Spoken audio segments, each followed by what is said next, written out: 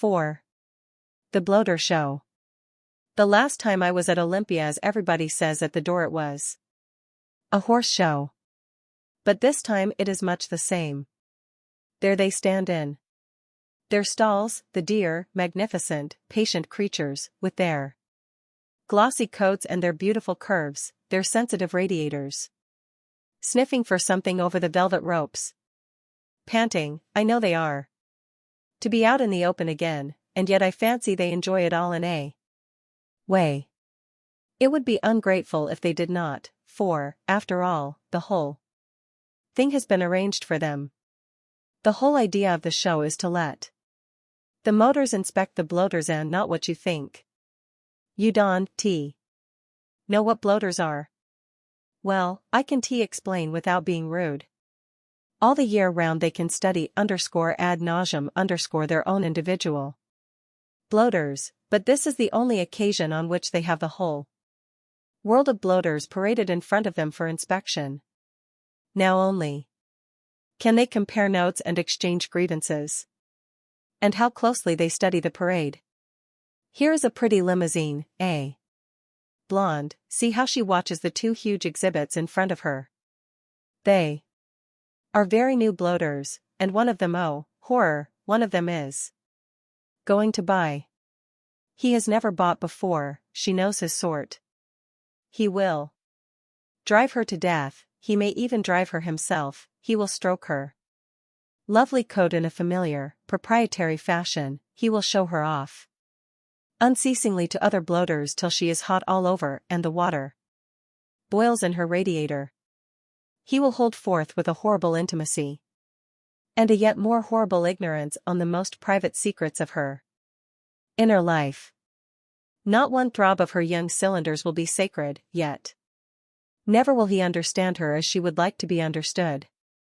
He will mess her with his muddy boots, he will scratch her paint, he will drop tobacco ash all over the cushions, though not from pipes, cigars only. There he has bought her. It is a tragedy. Let us move on. Here is a little _coup _, a smart young creature, with a nice blue coat.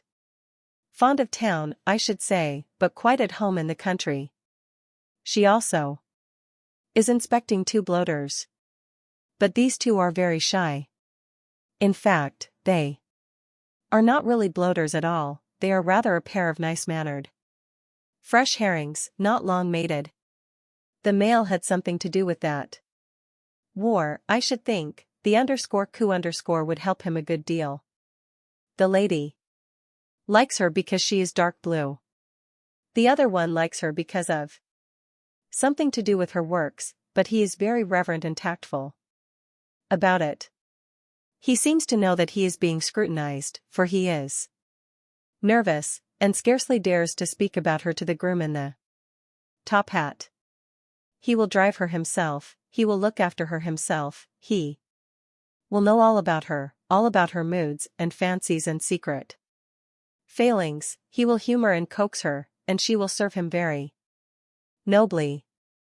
Already, you see, they have given her a name, Degree Jane, plus or minus. I think they said they will creep off into the country with her when the summer comes, all by themselves. They will plunge into the middle of thick forests and sit down happily in the shade at midday and look at her. And she will love them. But the question is, they are shaking their heads, they are edging away. She is too much. They look back sadly as they go. Another tragedy. Now I am going to be a bloater myself. Here is a jolly one, though her stable name is much too long. She is a saloon deluxe, and she only costs E2125, why 5, I wonder why not 6. I can run to that. Surely _. At any rate, I can climb up and sit down on her cushions. None of the grooms are looking. Dark blue, I see, like Jane. That is the sort of car I prefer.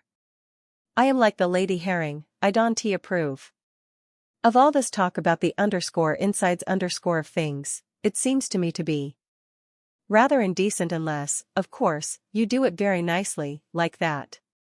Young herring. When you go and look at a horse you don't ask how its sweetbread is arranged, or what is the principle of its lever. Then why should you? Well, here we are, and very comfortable too. But why do none of these cars have any means of communication between the owner and the man next to the chauffeur? There is always a telephone to the chauffeur, but none to the overflow guest on the box. So that when the host sees an old manor house which he thinks the guest hasn't noticed, he has to hammer on the glass and do semaphore, and the guest thinks he is being asked if he is warm enough. Otherwise, though, this is a nice car. It is very cozy in here. Dark. And quiet, and warm. I could go to sleep in here. Asterisk asterisk asterisk asterisk asterisk. What? What's that? No, I don't really want to buy it, thank you. I just wanted to see if it was a good sleeping car. As a matter of fact, I think it is. But I don't like the color. And what I really want is a cabriolet _. Good afternoon. Thank you. A pleasant gentleman, that. I wish I could have bought the saloon. She would have liked me. So would he, I expect. Well, we had better go home. I shan't buy any more cars today. And we want go up to the gallery. There is nothing but oleo plugs and graphite grease up there. That sort of thing spoils the romance. Ah, here is dear Jane again. What a pity it was. Hello, they have come back, that nice young couple. They are bargaining, they are beating him down. No, he is beating them up. Go on, go on. Yes, you can run too. That of course you can. Sell those oil shares. Look at her look at her. You can leave her here for one of the bloaters. He wavers, he consults. Degree such a lovely color, plus or minus that's done it. He has decided. He has bought. She has bought. They have bought. Hurrah! Little bits of London.